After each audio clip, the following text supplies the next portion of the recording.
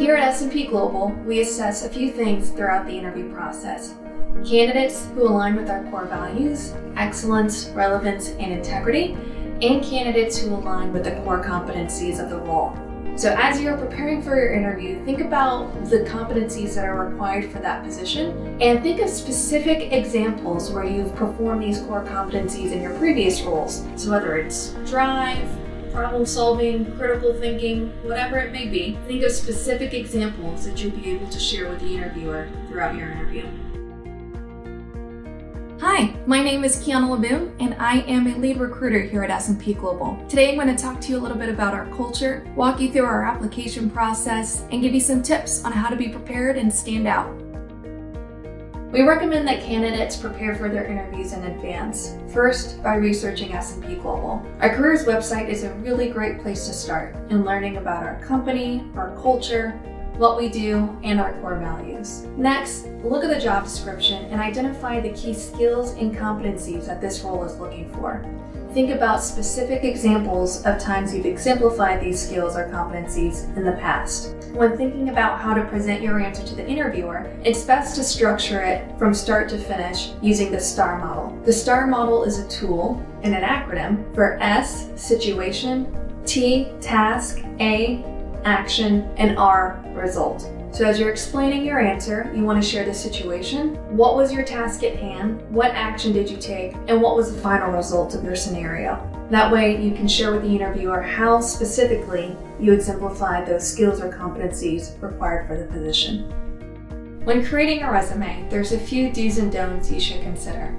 First, don't share personal information on your resume. Stay away from headshots, don't list your marital status, number of children, etc. Also, don't list skills that aren't relevant to the position that you're interviewing for. You may have really great experience or skills in certain softwares or programs, but if they don't pertain to the position that you're interviewing for, there's really no reason to share that on your resume.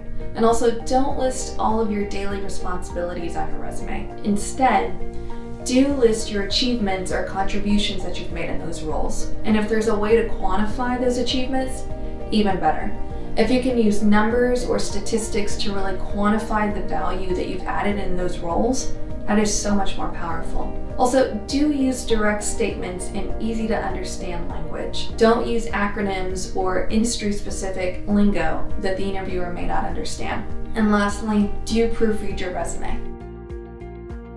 We recommend that candidates structure their resume so that it's easiest to see their skills and experience quickly. Some candidates like to get fancy with graphic design and show boxes and icons, but I much prefer a clean resume that just lists education and their experience in order from most recent.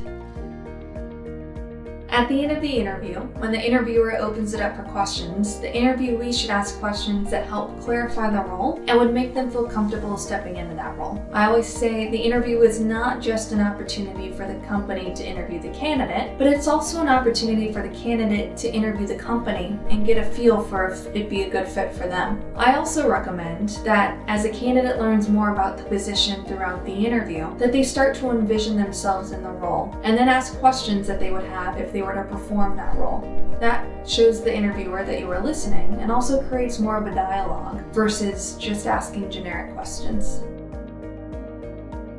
What really helped me in preparing for my interview was learning everything that I could about S&P Global and their culture. I studied the careers site, I read testimonials, I looked up their financial history, and I really understood the company's mission so that I could learn and speak to how I could contribute to that mission.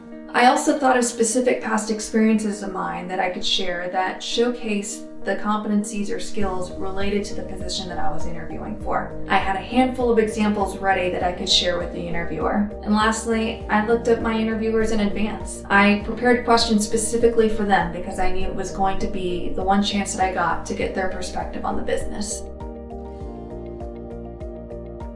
At S&P Global, we care about having a diverse pool of candidates for all of our open jobs. Our success relies on the intelligence and acumen of people behind the insights that we deliver. Engaging globally and fostering a culture where innovation thrives really happens when we have a workforce that's reflective of this globality and creativity. At S&P Global, we will embrace and support the qualities that makes each candidate a unique fit. Building and embracing diversity is a priority for us, and we're committed to unleashing the potential of every individual who works with us. We encourage candidates to ask about the diversity programs and employee resource groups that we offer. If you're interested in joining S&P Global, you can review all of our open positions. It's a really great company to work for, and we look forward to meeting you.